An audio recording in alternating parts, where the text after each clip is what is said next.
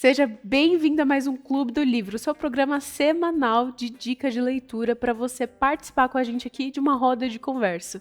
Afinal de contas, você participa junto com a gente. Eu estou aqui com o autor do livro de hoje e está super especial. É para você ler mesmo.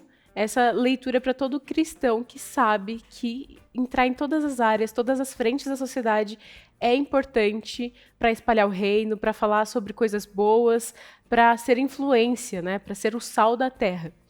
Então, o livro de hoje é esse aqui, ó, Fé e Cidadania, Fé Cidadã, né? É quando a espiritualidade e a política se encontram. Você não sabe quem é o autor ainda? Então eu vou te contar agora. Mas antes eu vou ler a apresentação que o Hernandes Dias Lopes fez desse livro, para você já ter um pouquinho do gostinho desse livro, viu? Ó, este livro, da lavra do eminente deputado Carlos Alberto Bezerra Júnior, é um grito altissonante de uma alma irrequieta. Recomendo esta obra por 3 motivos eloquentes. Primeiro, porque a vida do autor é avalista de suas palavras, escrevendo um alto de uma torre de marfim, mas um homem público, sensível aos dramas que afligem aqueles que vivem desassistidos de esperança. Segundo, porque a militância política do autor, avaliado como um dos homens públicos mais respeitados de nosso país, é um atestado irrefutável da seriedade do diagnóstico que faz das mazelas que atingem nosso povo e das recomendações solenes que elenca para minorar essas injustiças sociais. Terceiro, porque o conteúdo dessa robusta obra há de ser um farol para apontar novos rumos da política brasileira, clareando o entendimento deste importante trinômio: fé, política e direitos humanos. Já está interessado? Eu creio que sim, né? Então vou apresentar para você o Carlos Bezerra. Tudo bem, Carlos? Bem, Letícia, e você? Eu tô muito bem. Inclusive, eu tô achando incrível já esse tema. Deixa eu colocar o livro aqui pro pessoal ver, né? E eu tenho uma notícia para te dar. Manda. A gente é quase da mesma família. Ah, não creio. Sim. É mesmo? Por que você tá falando isso? Porque meu nome é Letícia Minervino Bezerra. Ah, olha só, seguramente a gente é primo. Já é primo, já. Então já deixei aqui pro público, todo mundo já sabe, agora eu sou da família do Carlos. Eu já sei de quem eu herdei os talentos literários, aquelas... Escreveu roteiro, já tem um escritor, é um escritor? Eu sou... Deixa eu ver o que eu sou. Eu tento escrever algumas coisas, tento expor os pensamentos. E eu acho que produzir esse livro foi uma das experiências mais incríveis da minha vida, né? A minha vida é uma vida que está em constante mutação. Porque é o seguinte, eu estudei medicina, eu me formei em medicina, me especializei em ginecologia e obstetrícia. E aí nesse período, eu me tornei um ativista social. E aí, eu era um médico ativista social, que atuava em projetos na Zona Leste, inclusive isso eu conto no livro, como eu descobri minha vocação política atuando na organização de projetos comunitários na Zona Leste de São Paulo, a partir da minha comunidade de fé, que é a Comunidade da Graça. E, de repente, eu descubro minha vocação política e me torno um homem público. Aí eu fui vereador, fui deputado, fui secretário municipal, enfim. E chegou um determinado momento da minha vida, onde tem um velho ditado que diz, né, que todo homem, para se sentir plenamente realizado, precisa plantar uma árvore, ter um filho e escrever um livro. Aí eu cheguei num determinado momento da vida e falei, puxa vida, eu já tive 2 filhas, eu já plantei várias árvores, acho que está na hora de escrever um livro. E eu nunca me sentia pronto para escrever um livro. Mas como eu estava completando 2 décadas de vida pública, e muito do que o reverendo Hernandes disse, aliás, deixar aqui um abraço, um beijo carinhoso para ele, amo demais, ele me inspira muito pelo que fala, pelo que escreve, por quem é. Mas eu escrevi de um lugar de fala de alguém que não é um teórico. Claro que eu embasei teoricamente, claro que tem uma bibliografia, claro que teve um trabalho de pesquisa, né? Inclusive teológica, mas eu faço a mescla da pesquisa, da teoria, das teses com a minha vivência política. A prática. Né? Com a prática do dia a dia, com a minha prática nas comunidades mais pobres, com a minha prática médica, enfim, com a prática da lida política diária. E isso, para mim, foi desafiador. Só que, de repente, eu vivi uma coisa que depois eu descobri que todo mundo que escreve, acho que a maioria vive isso.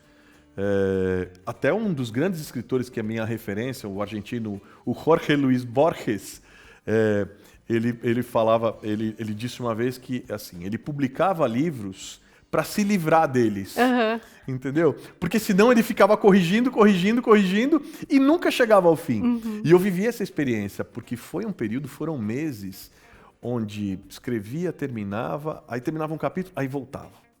Aí, não tá bom, e isso, e aquilo, e o formato e tal. E aí chegou ao final, essa versão que chegou é a 5ª versão. Nossa. Quando chegou na 5ª, eu falei, gente, já deu, né? Eu preciso, como Borges, assim, eu preciso me publicar para me livrar desse livro. E hoje eu olho e falo, puxa, eu podia ter colocado isso, podia ter colocado aquilo, mas eu acho que o livro reflete muito.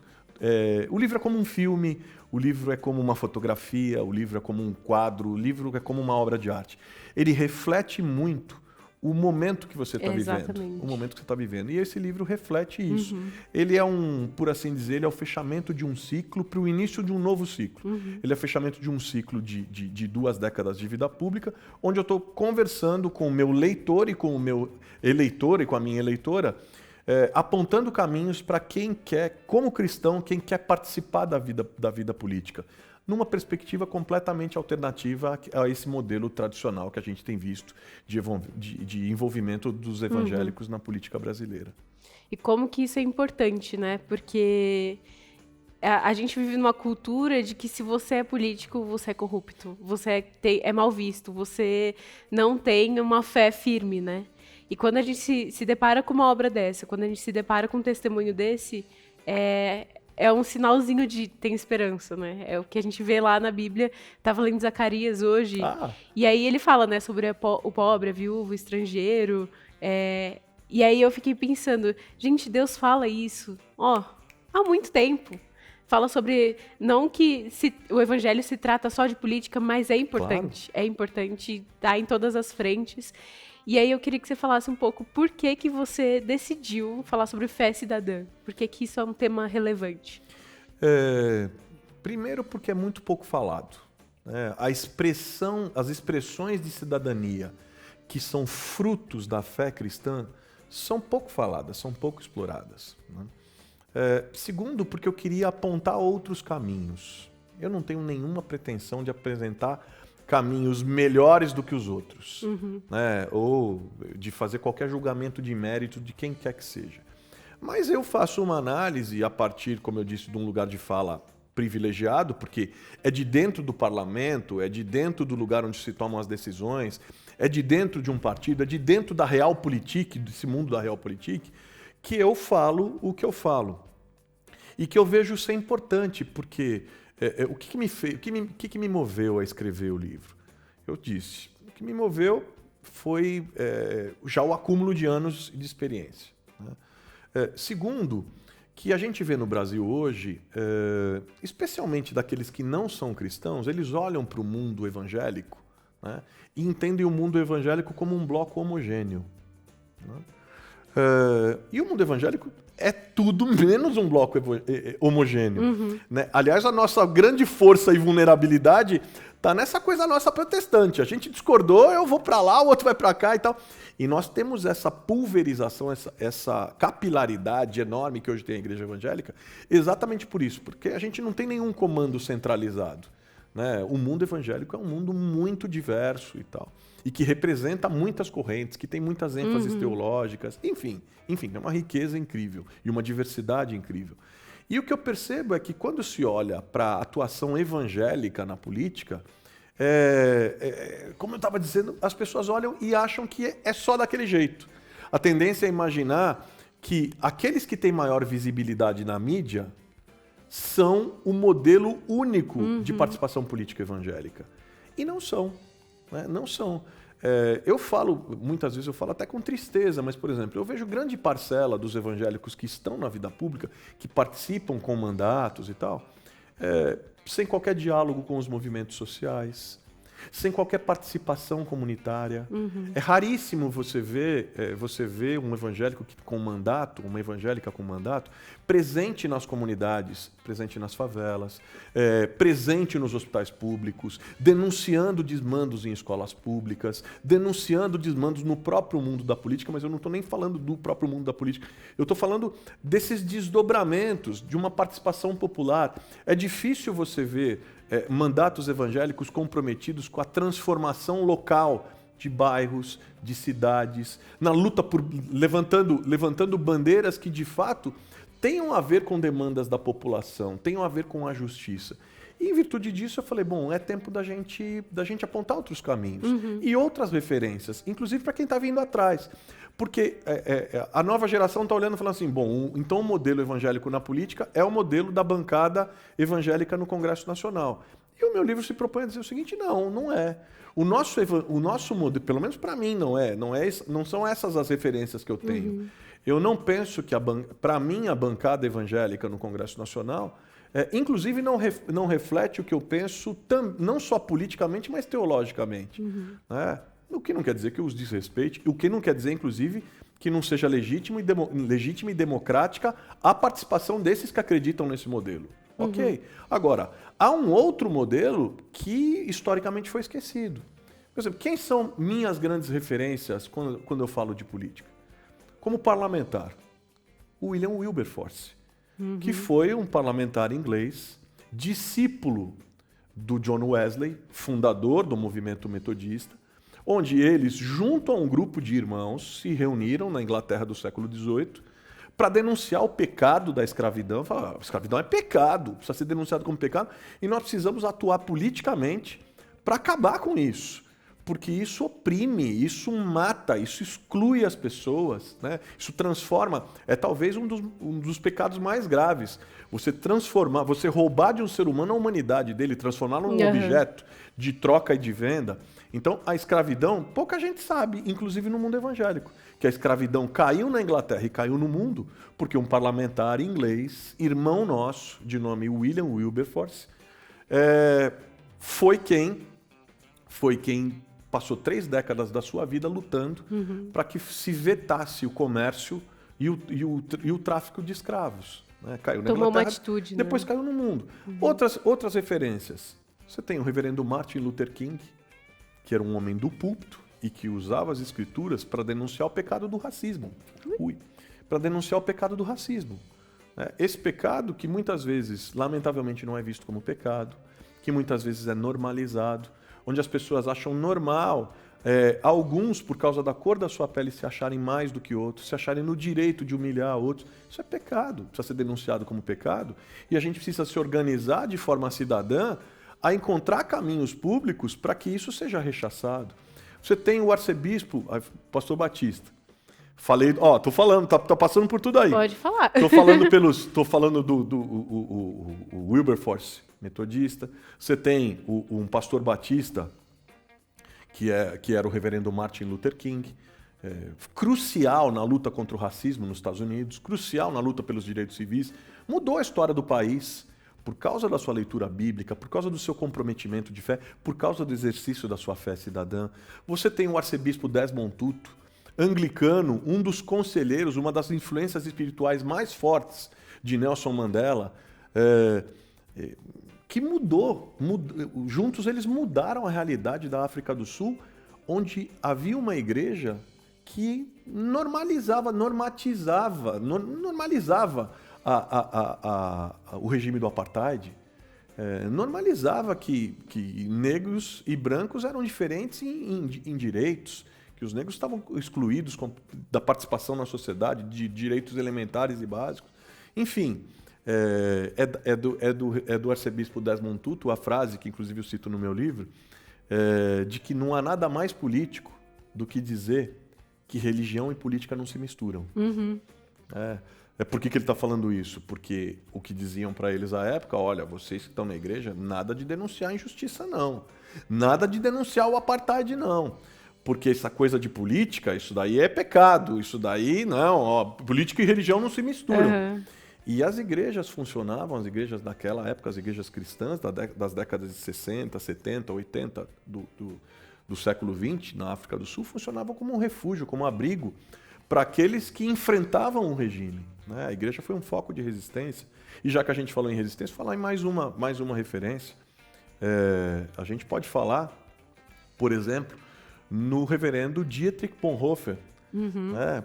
Nossa, resistência alemã. O organizador da igreja confessante, da resistência cristã protestante alemã contra o nazismo. Pasme, Letícia, pasme você que está com a gente. Aceito pela maioria dos nossos irmãos, pela maioria considerável da igreja evangélica alemã. O regime nazista era aceito, Hitler era aceito como enfim.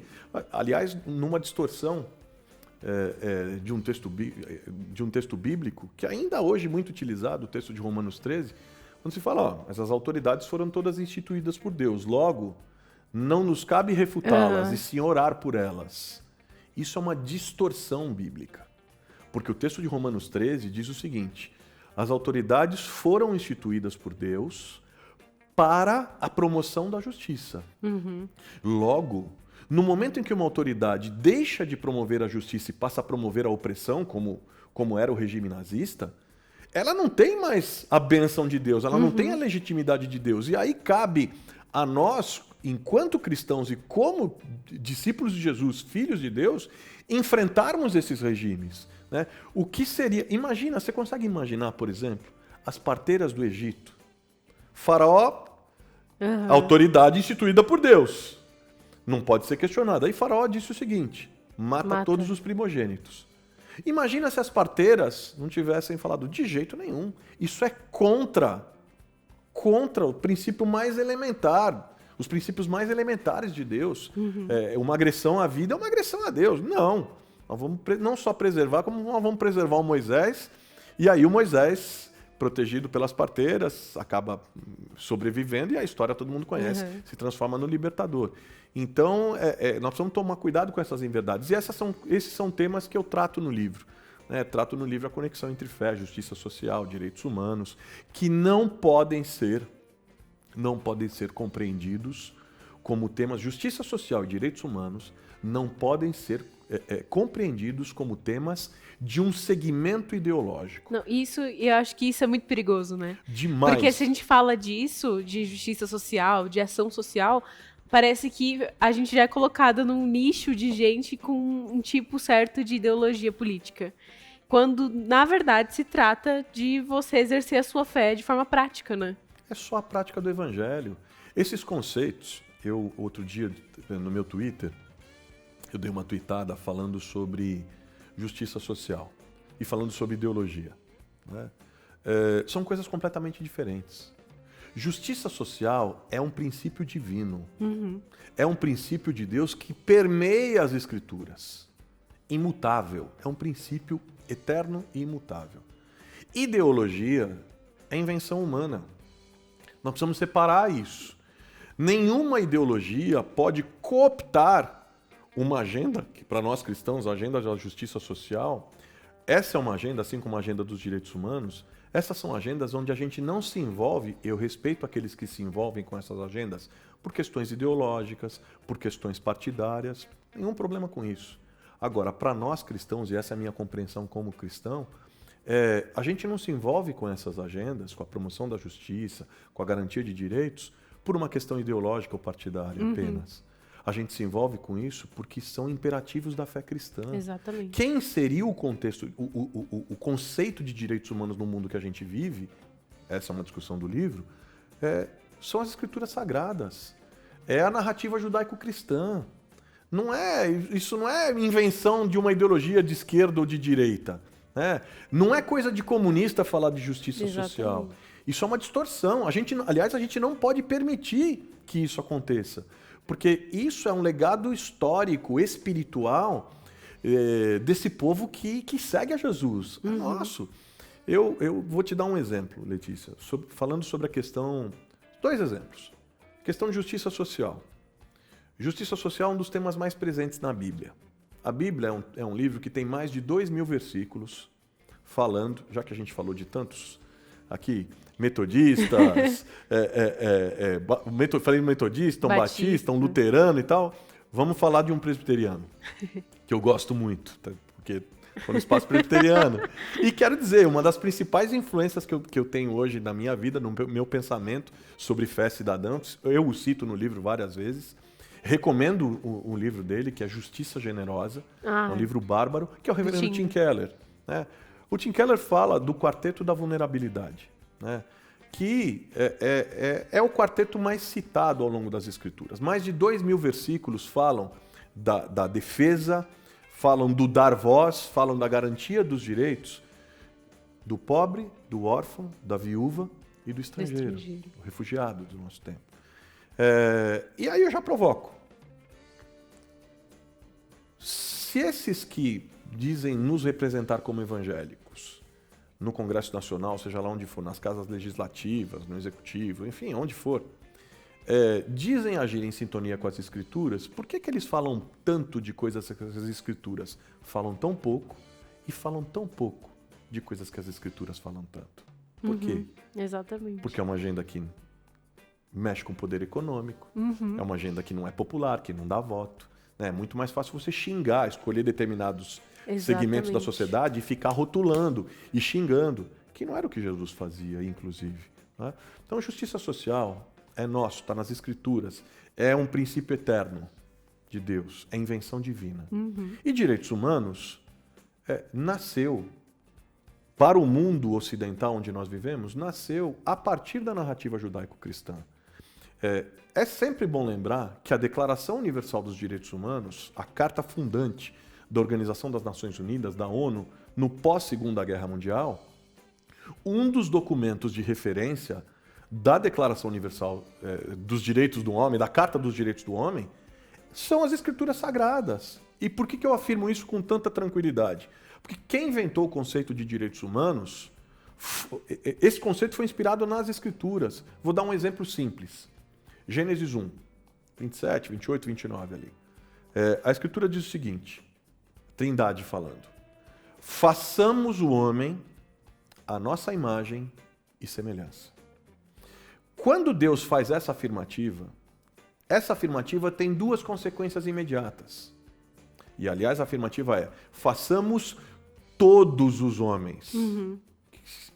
Homens aí no sentido de humanidade. De toda a humanidade. Façamos toda a humanidade à nossa imagem e semelhança. Deus dizendo: todo homem, toda mulher, toda criatura humana foi criada à minha imagem e semelhança.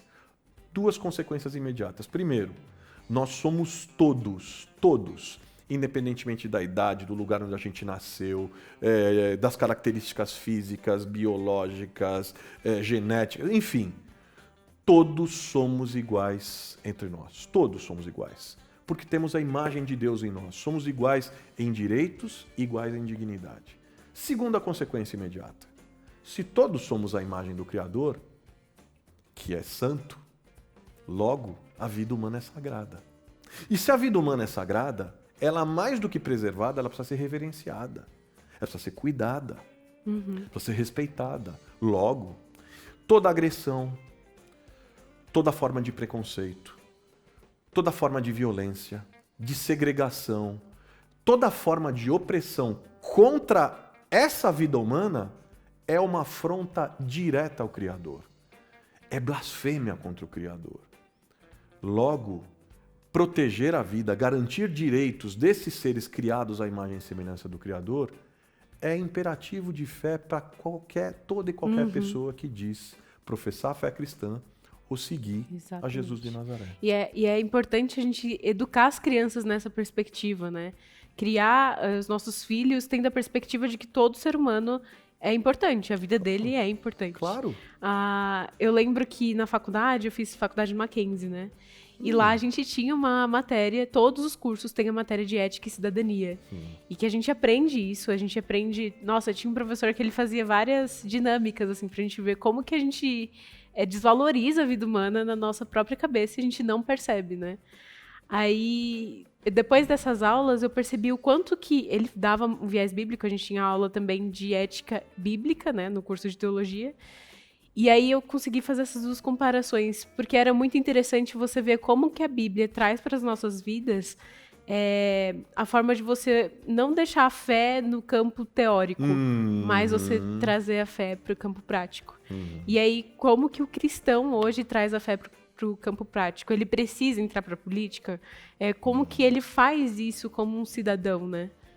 Boa. Você tá fazendo uma questão muito importante, que é o exercício da fé cristã, sob o ponto de vista cidadão, ou seja, o exercício da fé cidadã, como é que ele se dá de maneira prática? Ou seja, a gente só exerce a cidadania plena se a gente está num partido político, se a gente é candidato a determinado cargo, se a gente exerce um cargo político, se a gente faz política? Não. Até porque a gente faz política o tempo todo. O tempo todo. Política é a arte do quê? É a arte de conciliar interesses. É a arte de encontrar alternativas para problemas que se apresentam de forma consensuada. Problemas que vão se apresentando. Desde a busca pela iluminação da minha rua, do asfalto da rua que não está em perfeitas condições, até o aprimoramento da escola onde os meus filhos estudam, ou da escola onde eu estudo, olhando para o sistema público de educação, como é que ele funciona? Que tipo de resultado ele produz? Quais são as imperfeições que precisam ser corrigidas? Isso tudo é participação política. Então, assim, você participa politicamente quando você está no grêmio da escola ou da faculdade, você participa politicamente quando você está no diretório, mas você participa politicamente, por exemplo, lá no Mackenzie tem o dia do voluntariado. Né? Você participa quando você é voluntário, quando você escolhe uma causa, quando você se doa por uma causa. Aí pode ser uma questão ligada à sustentabilidade, à questão ambiental, pode ser ligada à participação comunitária. No meu caso, eu descobri a minha vocação política atuando como médico em comunidades pobres. Porque a gente criou uma clínica para atender as pessoas que não podiam ter acesso a uma consulta. Então, assim, o exercício da cidadania, ele se dá das mais variadas formas. Agora, no nosso caso, como e enquanto cristãos, ele se dá por uma razão elementar. Porque quanto mais a gente conhece a fé cristã, quanto mais a gente se aprofunda na leitura das Escrituras, mais a gente é impulsionado na direção daqueles que o Senhor nosso Deus, por quem o coração do Senhor nosso Deus bate. Você veja como como nosso Deus, como o Yahvé do Antigo Testamento, como ele é revolucionário. Né? Olha que interessante. Os deuses daquele tempo eram todos deuses dos poderosos. Então eles eram deuses que se identificavam com os grandes generais, com os grandes campeões das batalhas, com os ricos e poderosos daquele tempo. O nosso Deus, desde sempre, é um Deus que subverte essa lógica. Porque a lógica desse mundo é divindades que legitimam o poder e os poderosos. O nosso Deus sempre foi o inverso. O nosso Deus, o Deus da Escritura, é o Deus que se identifica com a mulher. Você vê as leis mosaicas, a lei mosaica é uma lei de proteção à viúva. Né? Aquela coisa dos despojos das colheitas, a lei dos respigos, quando caem, aquelas sobras das colheitas iam para quem?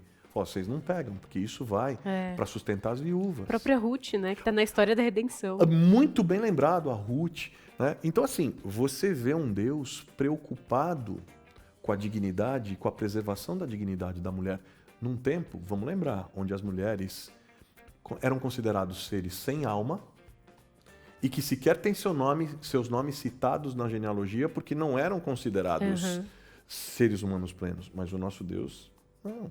Você vê um Deus que é um Deus preocupado. Eu sou, um Deus lá dos Salmos que diz, eu sou o pai dos órfãos.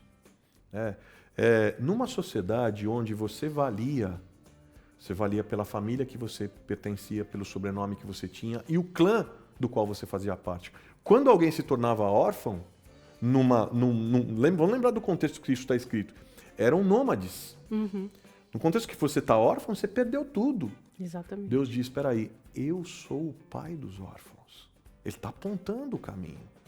É o Deus que diz lá no Levítico, que diz o seguinte, lembrem-se, vocês, aqueles que vierem, os estrangeiros entre vocês, terão os mesmos direitos dos nascidos na terra. É a única sociedade do mundo antigo que tem essa compreensão de igualdade de direitos entre estrangeiros e nascidos da terra. Porque a época, qual era o costume? É estrangeiro, tá aqui e tal, escravizava. Né? Então você vê, você imagina, Letícia, se a gente olhando e lembrando disso hoje, se isso é revolucionário, imagina o que era naquela época. Exatamente. Entendeu? Um Deus que não se alinha com os poderosos, um Deus que olha para o pequeno, para o humilde, para o esquecido, para o oprimido. Um Deus que olha para a mulher, num contexto que a mulher é arrebentada. Né? Era a última a ser lembrada. Num contexto. Eu lembrei, num outro programa, eu lembrei da oração que os hebreus faziam à época. A oração tríplice de gratidão. Deus, muito obrigado por eu não ter nascido mulher, por eu não ter nascido cachorro e por eu não ter nascido samaritano. Nossa. E aí você vai para Jesus, fala, mas isso é coisa do Antigo Testamento. Aí vamos para Jesus. Nesse contexto, como é que Jesus faz? Quem são os heróis das histórias de Jesus? O herói da história de Jesus é o samaritano. Aquilo é um tapa na cara daquela sociedade xenofóbica que considerava o samaritano sub-raça. Jesus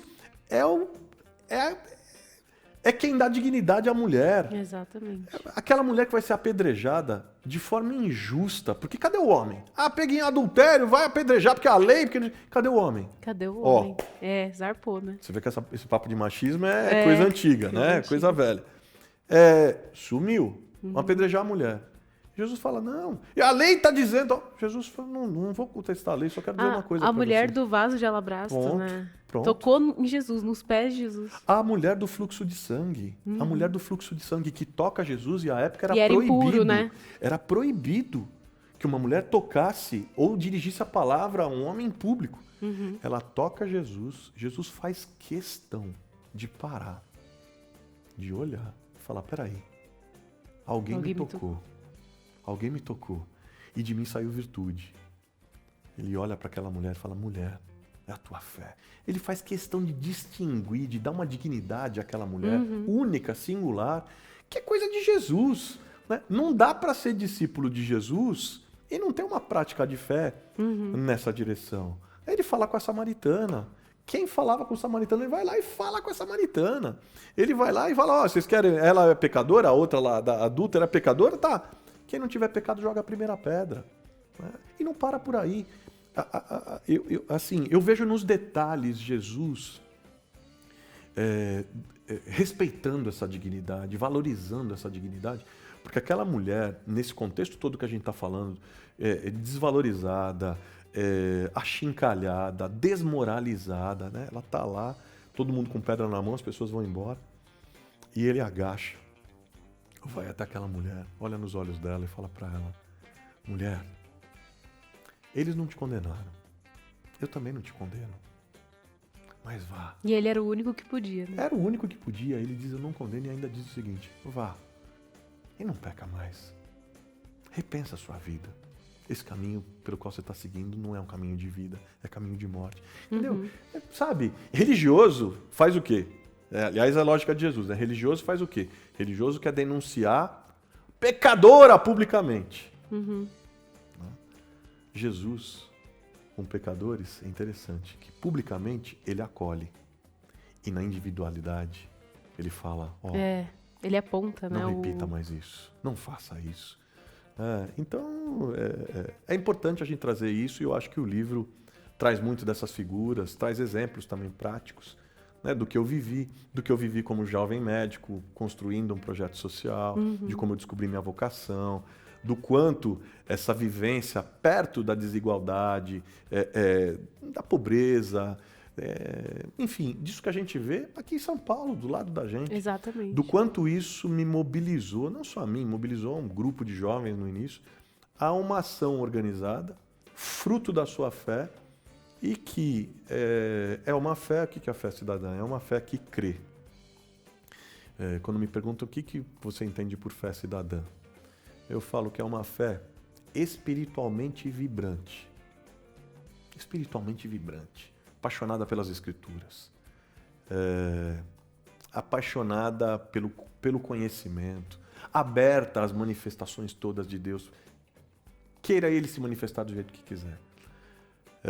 Mas é também uma fé socialmente transformadora. Porque se ela é espiritualmente vibrante, ela é socialmente transformadora. Ela transforma o homem e a realidade na qual ele vive. Exatamente. Marca de avivamento, qual foi? A marca do avivamento wesleyano na Inglaterra. Numa Inglaterra com índices absurdos de analfabetismo, de alcoolismo, de violência doméstica, de violência contra a mulher, de escravidão. Qual que é o impacto direto daqueles irmãos? Daquele avivamento? O Wesley era um cara que descia do púlpito e ia na porta das minas de carvão denunciar, escuta, o trabalho escravo, a escravidão a que vocês submetem essas crianças aqui nas minas de carvão é pecado diante de Deus. Se arrependam. Se arrependam. Pecado individual, pecado social, pecado estrutural. Então, fé cidadã é isso. Fé cidadã é ter a clara compreensão da denúncia necessária, da mudança do pecado, do arrependimento do pecado individual, mas também da compreensão do pecado estrutural, de sistemas que levam à morte, que levam à opressão, que levam à desigualdade, que levam à exclusão e que também precisam ser denunciados, também precisam se arrepender e também precisam mudar. Não, acho que fechou com chave de ouro, né? Que esse é o ponto. Acho que ficou claro para todo mundo. Ficou muito claro para mim. Eu acho que é um ponto, é um insight pra gente começar a pensar mais nisso, né? A gente costuma ver, ainda mais nessa época, pessoas falando, porque política é isso, porque a gente não tem um governo bom, porque não sei o quê. E só reclama, né?